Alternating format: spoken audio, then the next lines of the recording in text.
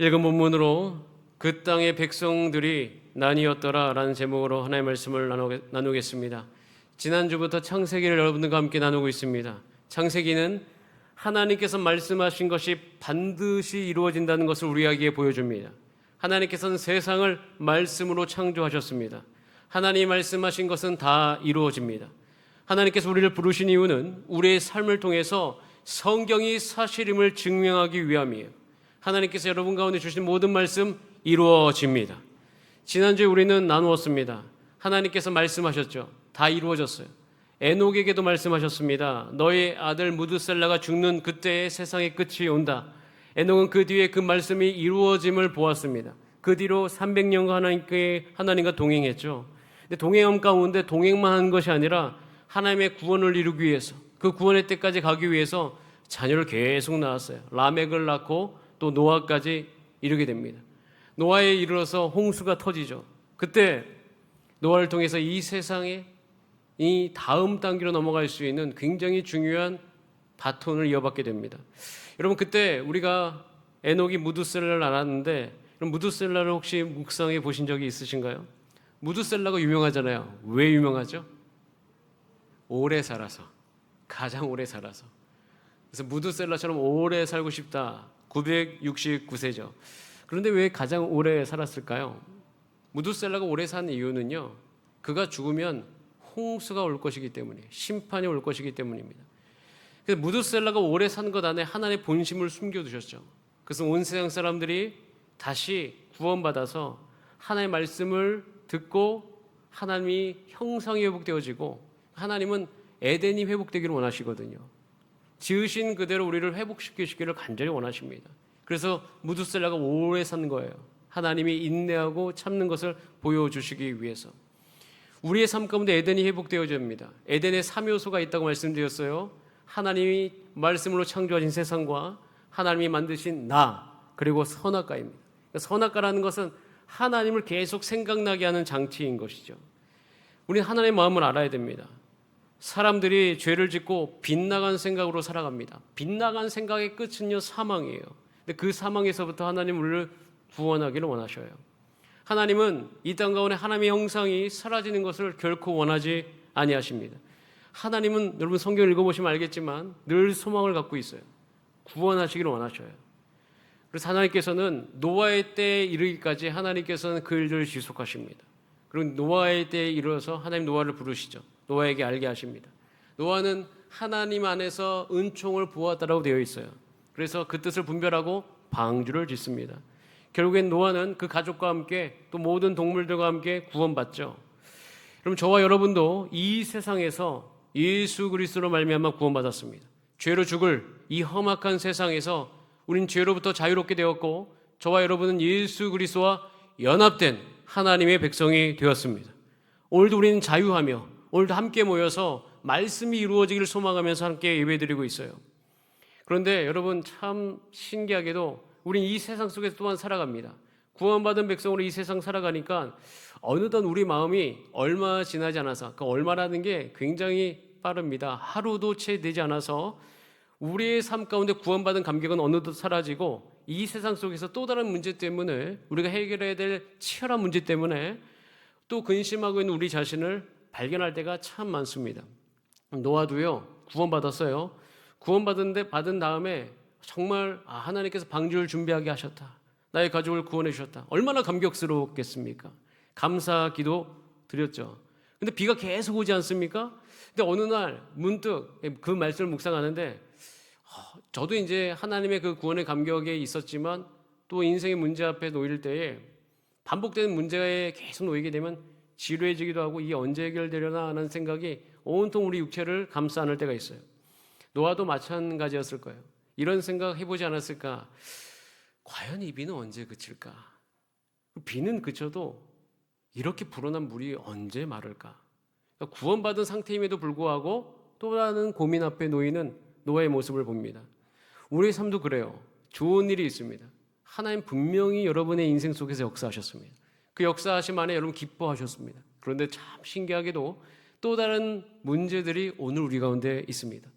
저도 2년 전에 이 교회에, 우리 주사랑 교회에 담임 목사로 청비받을 때 얼마나 놀라웠는지 모릅니다. 야, 어떻게 하나님이 나를 아셨을까? 어떻게 연결되게 하셨을까? 이곳에 어떻게 부르셨을까? 놀랍다. 그런데 어느덧 해가 거듭할수록 그 부르심에 대한 감사는 사라지고 어떻게 사역하지? 우리 가운데 첩첩히 쌓여있는 그 문제 앞에 고민하고 있는 제 자신을 발견합니다. 작년에 하나님의 은혜로 정말 놀랍게도 150명의 분이 정말 제가 휠체어 타신 분들도 가실 수 있을까 하는데 다 가셨고, 정교인 수련회 그 재정이 다 채워질 수 있을까? 정말 틀림없이 정확하게 채워주신 그 하나님 다 경험했습니다. 그런데 또 7, 8월 여름 수련회를 걱정하고 있더라고요. 청년부 수련회 어떻게 해야 되지? 이런 생각을 하고 있습니다. 그러니까 우리는요, 늘 인생이 그렇습니다. 여러 가지 상황 환경 가운데 늘 구원받은 상태임에도 불구하고 고민이 또 생겨요. 물이 언제 줄어들까? 그런데 여러분, 물이 언제 줄어듭니까? 창세기 8장 1절에 언제 줄어드는지 나와 있어요. 같이 한번 읽어보겠습니다. 창세기 8장 1절입니다. 창세기를 쭉 나누는데 계속 훅훅훅 지나갈 거예요. 예전에 우리 창세기를 2년 전에 나눈 적이 있는데 그것에 대한 주의를 나눈 적이 없어서 그걸 이제 압축판으로 나누고 있는 겁니다. 자, 창세기 8장 3절 함께 읽습니다. 시작. 물이 올라가고 8장 1절 3절입니다. 죄송합니다. 제가 잘못 이야기했어요. 시작. 물이 땅에서 물러가고 점점 물러가서 150일 후에 줄어들고. 언제 줄어들어요? 이게 무슨 이야기입니까? 언제 줄어듭니까? 시간이 흘러야 줄어든다는 거예요. 구원받은 다음에 우리 삶에 하나님의 역사는 언제 일어날까요? 구원받은 이후에 내 가정의 문제는 언제 해결이 될까요? 내 직장의 문제 언제 해결이 될까요? 이 지긋지긋한 내 삶의 문제, 내 남편의 문제, 내 아내의 문제, 내 자녀의 문제 언제 해결이 될까요? 분명한 사실은 반드시 해결이 됩니다. 그런데 시간이 흘러야 됩니다. 물이 언제 줄어들까에 대한 답은 시간이 흘러야 되는 거예요. 꼭 기억하세요. 하나님 여러분 구원하셨습니다. 여러분 인생 가운데 에덴을 회복하시고 반드시 여러분의 삶을 통해서 하나님의 살아계심을 보이게 될 것입니다. 시간이 흘러야 돼요. 왜 이 이야기를 드리냐면 시간을 흘러가야 되는데 시간이 흐르는 동안 내 생각이 잘못된 생각으로 변질되지 않기 위함입니다. 우리는 시간이 흘러야 된다는 사실을 알고 그러면 이 시간이 흘러야만 되는, 즉 상황이 바뀌지 않는 이 상황 속에서 내가 정말 집중해야 될 생각이 무엇인가를 고민해 봐야 되거든요. 그 고민에 대한 답이 창세기 8장 1절에 나와 있어요. 우리 창세기 8장 1절 말씀을 읽어봅니다. 시작. 하나님이 노아와 그와 함께 방주에 있는 모든 들짐승과 가축을 기억하사 하나님이 바람을 땅 위에 불게 하심에 물이. 첫 번째 우리가 기억해야 될 생각은 뭐냐면 하나님이 구원받은 여러분을 기억하고 계십니다. 기억하고 계신다. 하나님이 지금 물이 안 줄어들었어요. 물이 언제 줄어들까 고민하면서 시간을 보내야 되는데 그때 하나님이 무슨 일 행하시는가 기억하고 계셨어요. 노아와 그와 함께 방주에 있는 모든 들짐승과 가축을 기억하셨다. 여러분, 하나님이 여러분을 오늘 기억하고 계십니다. 저도 여러분을 기억하고 있어요. 성도님들 한 분 한 분 오실 때마다 마음 기도하면서 주 앞에 나아가고 있습니다. 저도 기억하는데 하나님은 정말 여러분 눈동자와 같이 보고 계시고 기억하고 계시죠. 저도 구원받은 이후에 하나님께서 저를 기억하고 계셨습니다. 삶의 문제를 다 해결해 주셨어요. 대학교 입학할 때 말씀하셨습니다. 내 안에 거하라. 저는 그래서 대학 내내 공부하면서 하나님 안에 거하는 것이 제 인생의 목적이었습니다. 외로움도 있었다고 말씀드렸어요. 그러나 그 외로움은 하나님에 대한 친밀감으로 계속 전환되어져 갔어요. 그러면서 제가 강해졌습니다. 하나님이 저를 기억하셨기 때문에 대학 생활을 잘 보낼 수 있었어요. 친구 관계 속에서도 내가 술 먹지 않고 담배 피지 않고 그 모든 대학교 내에서 그래도 영향력 있게 보낼 수 있었던 건 하나님 저를 기억하셨기 때문이에요. 대학 졸업 이후에 취업의 길이 있었음에도 불구하고 하나님 말씀하셔서 예수전단 간사 생활을 시작했습니다. 그때 저를 기억하셨어요. 어려운 중에서도 하나님께서 환경을 조성하시고 도움받는 손길을 보내주셔서 결혼하게 하셨어요. 그 이후에 간사 생활 이후에 신학대학원 생활을 할 때에도 미래에 내가 내 인생이 어떻게 책임져질지 아무도 모르는 그 시기 가운데 또 친척분 중에 한 분은 너 그렇게 살아서 어떻게 먹고는 살 수 있겠어? 라고 이야기하는 그 상황 가운데 미래가 보이지 않지만 그때도 사실 상황은 썩 좋지 않았으나 한 가지 기억합니다. 따라해서 하나님이 나를 기억하신다. 우리 옆분 다 가면 인사할까요? 하나님이 기억하십니다. 시작. 하나님이 꼭 기억하세요. 구원받은 예수님을 영접한, 예수님과 연합된 성도 하나님 귀중하게 보시고 기억하십니다. 모든 일에 하나님께서 기억을 하셨다는 거예요. 저도 지금 오늘 주 앞에 나아갑니다. 교회 사역을 하고 있습니다. 오는 시대의 교회가 어떻게 될까? 여러 가지 고민이 있습니다. 그러나 하나님께서는 교회를 기억하신다는 것을 믿습니다. 여러분, 그래서 내 인생에 물이 언제 줄어들까? 이 고민에서부터 우리는 고민의 생각을 바꿔야 해요. 하나님 나를 기억하신다. 내 인생의 문제는 언제 해결될까? 그 생각이 멈추어지고 하나님이 여러분을 기억하시는 생각으로 전환되는 이 시간 되시기를 바랍니다. 하나님이 기억하는 게 뭐 대수야? 이렇게 생각하지 마세요. 하나님이 기억하시는 게 매우 중요해요. 왜냐하면 이제 하나님이 기억하신다라는 것에 주목하기 시작하면 창세기 8장을 읽으면서 훅 지나갔던 성경들이 그냥 지나간 성경이 아니라 놀랍게 변해요. 그러니까 하나님이 기억하셔서 이런 질문을 할 수 있거든요. 하나님 기억하셔. 그럼 기억하신 그 상황 속에서 하나님 뭐 하고 계시지? 그렇게 딱 질문을 하면 창세기 8장 2절부터 5절이 정말 흥미롭게 변화됩니다. 자, 같이 한번 잠깐 보겠습니다. 이렇게 돼 있어요. 기품의 생각, 하늘의 창문이 닫히고, 하늘의 창문이 닫히는 거 하나님이 하시는 거예요. 비가 그치는 거 하나님이 하시는 거예요. 물이 땅에서 줄어드는 거, 물러가는 거 하나님이 행하시는 거예요. 4절에 보면 방주가 아라랏 산에 머물렀어요. 여러분, 방주는요 노아가 조종을 할 수가 없어요. 그래서 아라랏 산에 머무는 것은 의도대로 된 게 아닙니다. 철저히 하나님이 인도하신 것이에요. 물이 점점 줄어들어서 봉우리가 보이기 시작했어요. 하나님이 기억하시니까 하나님이 무슨 일을 행하고 계신지 창세기에 보이기 시작하더라. 여러분의 생각이 언제 이 문제가 해결될까 해서부터 하나님이 기억하신다는 생각으로 바뀌기 시작하면 놀랍게도 하나님이 지금 행하고 계신 것이 무엇인지 보입니다. 그것이 하루를 살게 만들 수 있는 거예요. 그 믿음과 그 시야가 회복되는 것이 내 인생의 기쁨을 창조하는 것이에요. 하나님이 여러분을 기억하시고 여전히 오늘도 일하고 계시는 것을 믿으시길 바랍니다. 특히 자녀 키우시는 분들, 언제 이 아이가 자랄까? 오늘도 똑같고 내일도 똑같고, 그런데 서서히 자라고, 저는 저희 딸이 고1입니다. 언젠가 떠납니다. 섭섭해요. 참 신기하죠. 인생은 어릴 때는 빨리 떠났으면 좋겠다. 떠나고 나면 섭섭하다. 그러니까 사실은 그때마다 생각을 바꿔야 되는 거예요. 하나님이 무슨 일을 행하고 계시는지. 그러면서 우리가 이렇게 생각을 하다 보면 뭘 견딜 수 있냐면, 그럼 노아가요 지금 물이 줄어들고 있는데 노아는 지금 어디 있습니까? 노아 어디 있어요? 방주에 있죠. 방주에 뭐 하고 있어요? 그냥 있는 거예요. 그냥 있는 겁니다. 변하는 게 없어 보이는 그 방주에 있는 거예요. 아무것도 할 수 없는 그 방주. 그런데 여러분, 예수님 믿고 나면 우리가 꼭 거쳐야 될 과정을 보여주는 거예요. 내가 아무것도 할 수 없다는 걸 아셔야 돼요. 그거 꼭 아셔야 됩니다. 특별히 교회에 오셔서도 또 교회에서 여러 가지 사역들 하시는 분들 중에서 다른 교회에 다니시거나 아니면 교회를 이동하시는 분들이 다른 교회에 가서나 또 우리 교회에 와서 일을 하려고 합니다. 아무것도 하지 마셔야 돼요. 우리는 철저하게 하나님의 일을 하기 전에 내가 아무것도 할 수 없다는 것을 먼저 알고 시작을 해야 됩니다. 그래야지 성령의 통제를 받을 수 있어요. 제가 예전에 서울제일교회에서 DTS를 훈련시킬 때에 특별히 전도여행 가서 사역을 하려고 하는 그 훈련생을 만날 때마다 불러놓고 아무것도 하지 마세요 이야기합니다. 그리고 아침에 훈련 준비가 안 돼가지고 묵상하고 중보기도 안 하고 그 훈련 준비 안 하면 안 되냐고 질문하면 철저하게 절대 안 된다고 이야기하죠. 그거 사역 일주일 해가지고 무슨 도움이 됩니까? 뭐 도움이 안 된다는 게 아니라 사실 정말 중요한 것은 주의 뜻대로 순종하는 것, 또 선교사님의 사역을 돕는 것, 이것이 실질적으로 선교지에 도움이 되는 거지, 우리가 가서 그 썸 하나 잘하고 뭐 하나 잘한다고 바뀌는 게 없어요. 오히려 그때 무엇을 배워야 되는가? 방주에 있어야 된다는, 방주에 있을 수 있어야 되는 거예요. 그게 왜 중요하냐면 내가 아무것도 할 수 없다는 생각이 있어야지 그 다음에 방향을 하나님께 맡기거든요. 창세기 8장이 다 끝나고 나서 물이 언젠간 마릅니다. 그리고 언젠간 마르고 방주에서 나오면 방주에서 나오자마자 들어야 될 말씀이 있어요. 그 말씀이 창세기 9장 1절에 있어요. 같이 한번 읽어보겠습니다. 창세기 9장 1절. 아무것도 할 수 없는 상태로 나왔을 때 이 말씀 들어야 됩니다. 시작.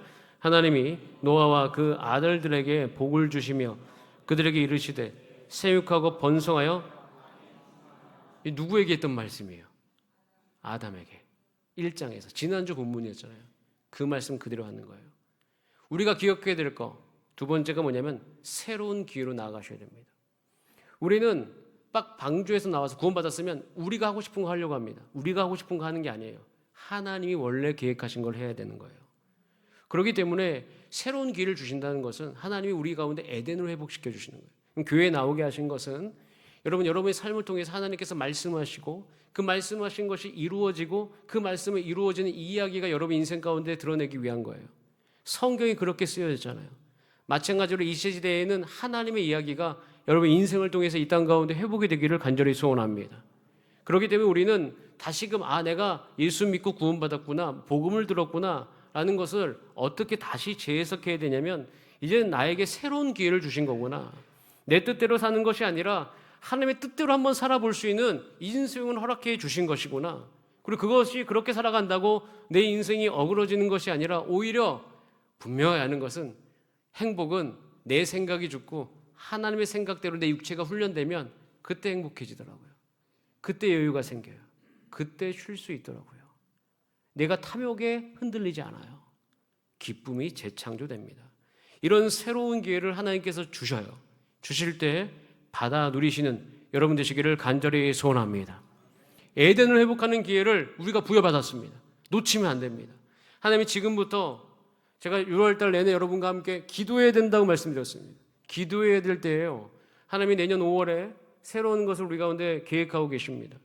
그 기회는 어떤 기회냐면 이제는 우리가 작년에 전송도 전도를 계속했습니다.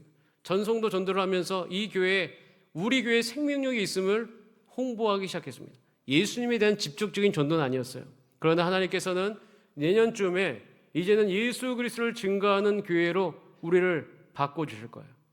그때까지 우리가 이 기회를 부여받았을 때 이 기회를 잘 활용해서 예수 그리스도를 이 땅 가운데 증거하는 생명력 있는 교회 되기를 간절히 소원합니다. 그 기회를 우리는 누려야 되는 거예요. 그렇기 때문에 지금부터 하나님께서는 새로운 기회로 우리를 부르고 계시고 하나씩 하나씩 만들어가고 계시고 우리 장로님들 8분이 모여가지고 훈련받고 계셔요. 얼마나 귀한 일입니까? 그래서 우리는 이때 이 기회를 잘 활용해서 한 걸음 한 걸음 가야 되는데 자 이때 우리 눈을 열어서 무슨 일이 하나님께서 노아에게 새로운 기회를 주심과 동시에 무슨 일이 동시에 일어나고 있는지를 봐야 되는데 지금도 일어나고 있거든요. 창세기 10장 1절 오늘 본문입니다. 같이 한번 읽어보겠습니다. 창세기 10장 1절 시작. 노아의 아들 함과 야벳의 족보는 이러하니라. 홍수 후에 그들이 족보가 창세기 참 많이 나오죠. 창세기 5장에도 나오고 10장에도 나오고 11장의 바벨탑 사건 이후에도 나옵니다. 족보가 나올 때마다 이렇게 여러분께서 이야기하시면 됩니다. 한번 따라가. 하나님이 찾고 계신다. 사람을 찾고 계신 거예요. 하나님의 말씀이 임하고 하나님의 형상을 다시 이 땅 가운데 드러낼 사람을 찾고 계신 거예요. 그때 가다가 멈췄죠. 노아 때, 에녹 때에 멈췄어요. 이제 이 창세기 10장 1절 이 족보는 계속 끊임없이 가는데 자, 끊임없이 가면서 어떠한 일이 일어나냐면 5절에 보면 나라대로 나누게 됐는데요. 그 나누게 된 것이 결국엔 어떻게 되냐면 31절, 32절이에요. 같이 한번 읽어봅니다. 시작. 이들은 셈의 자손이니 그 족속과 언어와 지방과 나라대로였더라. 이들은 그 백성들의 족보에 따르면 노아 자손의 족속들이요 홍수 후에 이들에게서 그 땅의 백성들이 어떻게 했다라고요? 나뉘었다. 여러분 지금도 전쟁이 일어나죠. 어디서 전쟁이 일어납니까? 어디서? 경계선에서 다 일어나지 않습니까? 국경에서. 나라와 나라 사이의 경계에서 전쟁이 일어납니다. 여러분 나뉘었다는 것은 좋은 게 아니에요. 그 나뉘음 안에는 인간의 죄성과 결합될 때 이 경계선 때문에 인간의 삶이 복잡해집니다. 사람들은 나눠지고 있고 거기에 전쟁이 있고 시기가 있고 죽음이 있어요. 그리고 거기서 왕이 되려고 하는 일들이 일어납니다. 왜 전쟁을 해야 되니까 누군가 힘을 쓸 수밖에 없는 조직을 가져야 됩니다. 강해져야 돼요. 강해지기 위해서 남을 죽여야 되는 일들이 계속 일어나더라. 이 세상은 경계선이 계속 나눠지고 있습니다. 이 경계선의 문제에 있어서는요, 지금도요, AI가 발전하잖아요. 저도 공부하고 있습니다. 근데 공부하면 할수록 제가 무슨 생각을 했냐면 이렇게 복잡하게 살아야 되나? 예전처럼 돌아가고 싶다. 저도 이제 조금 그런 것들이 버거워요. 공부는 하고 있고 쓰고는 있으나 이것까지 배워야 돼. 경계선이 점점 많아지는 거예요. 분화되어지는 경계선 안에서 도덕성을 다시 재정해야 돼. 무엇이 도덕적인 것이냐? 어디까지 우리가 할 수 있느냐? 이런 것을 재정립해야 되는 일들을, 또 그 재정립되는 그 시기 가운데는 인간의 탐욕이 이끌어들고 그 탐욕으로 말미암아 부정적인 요소들이 이 땅 가운데 충만하고, 그러면서 점차적으로 불안 요소들이 점점 커져가는 것을 보게 되어집니다.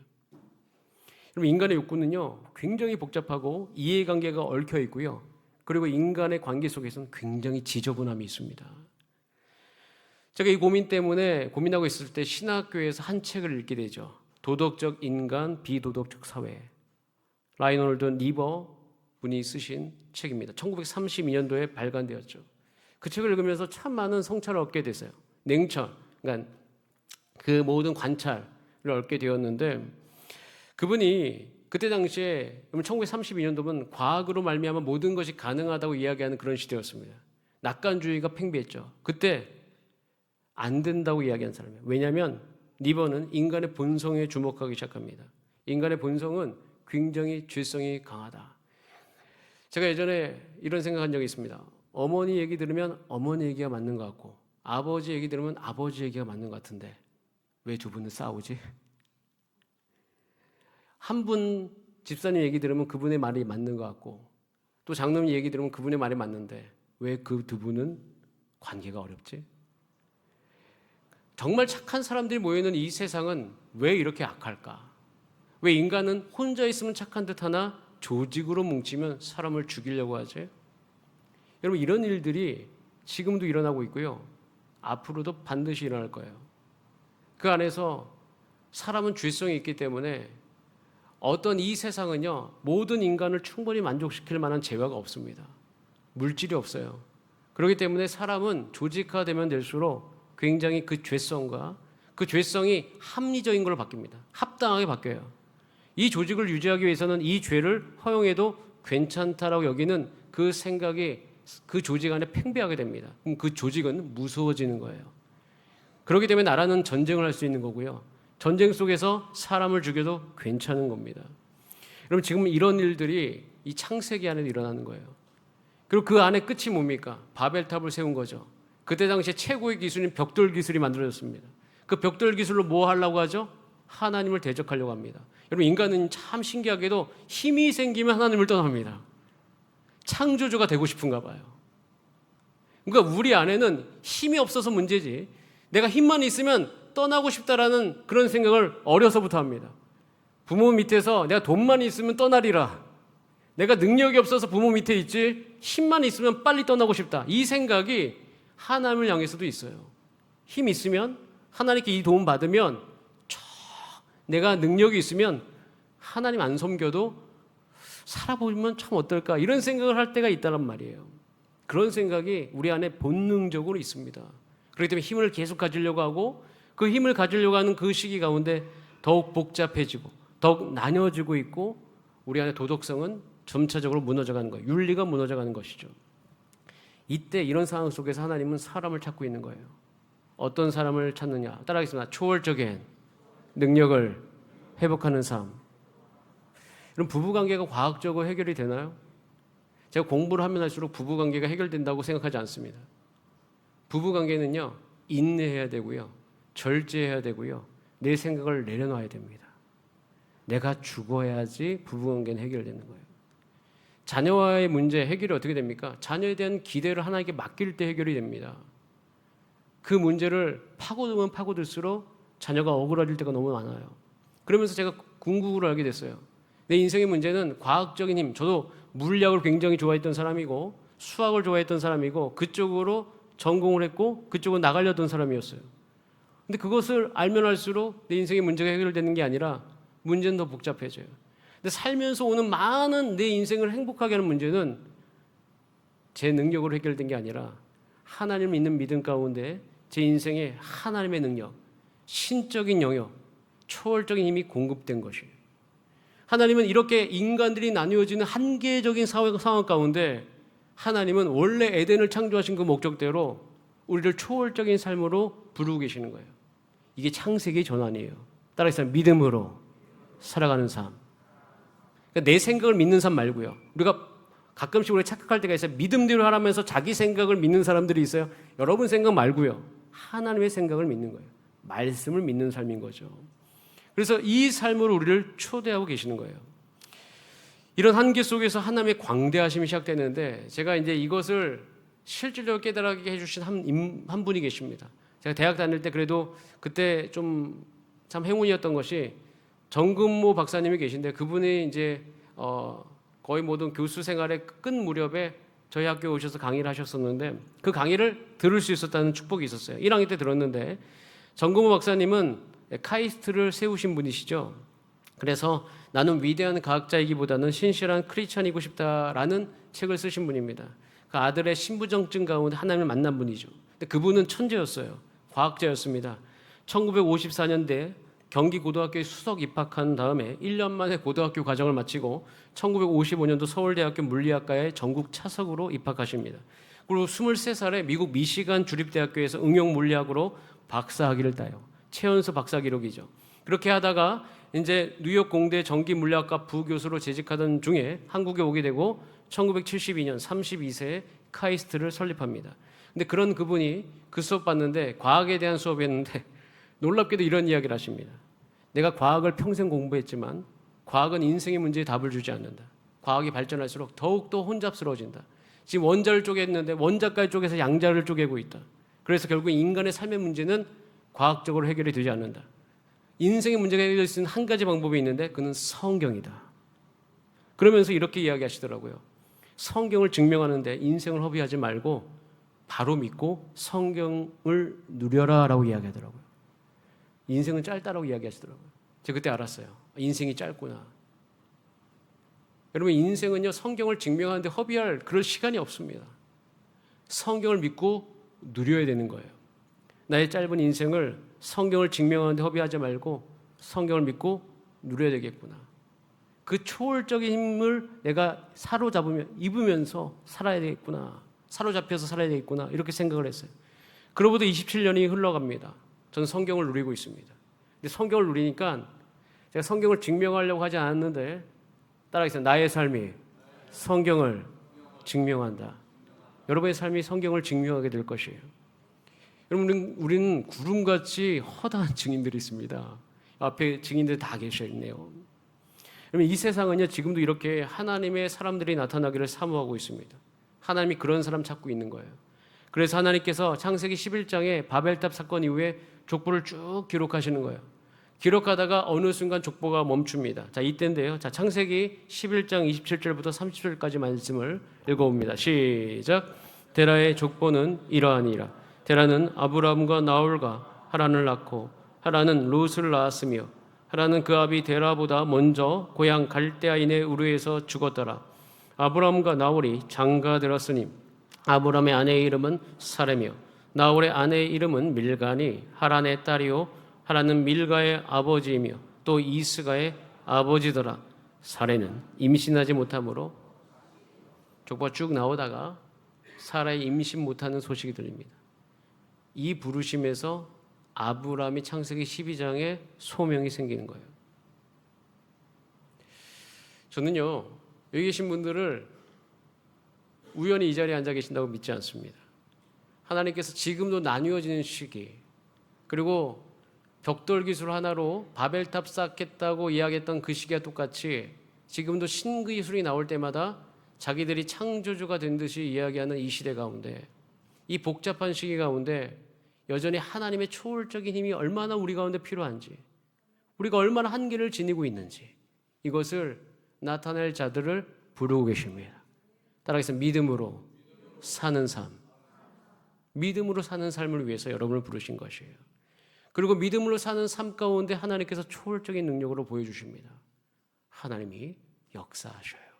그래서 우리는 이렇게 우리에게 기회를 주셨을 때, 우리가 한계를 느낄 때 우리는 어떻게 살아야 됩니까? 말씀을 믿는 믿음으로 살아가야 되는 거예요. 저는 이 믿음이 우리 가운데, 우리 육체 가운데 회복되기 위해서 하루 한 장을 여러분들과 함께 읊조리고 있는 것이에요. 하나님께서 말씀을 읊조리면서 그 말씀이 내 안에 먹어짐으로 말미암아 내 안에 소화가 되고 내 인생 가운데 흐르게 되어집니다. 그것으로 말미암아 내 인생 가운데 하나님을 믿는 순종함이 나오는 그런 인생, 그런 인생을 통해서 하나님께서는 하나님의 일을 오늘도 하고 계십니다. 그 사람을 찾고 계셔요. 그 사람을 찾으실 때 여러분들이 제가 여기 있습니다 라고 하나님 앞에 반응하시는 여러분 되시기를 바랍니다.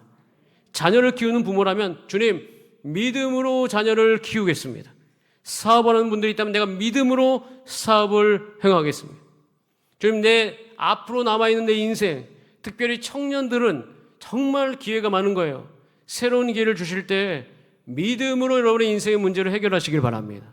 그러기 위해서 우리 여름 수련회 하는데 여름 수련회 이후에 믿음으로 살아가고 순종함을 이루는 여러분의 삶이 되시기를 소원합니다. 주님 모이게 하시고 나뉘어진 이 시기 가운데 그 능력을 우리 교회를 통해서 이루어 주시옵소서.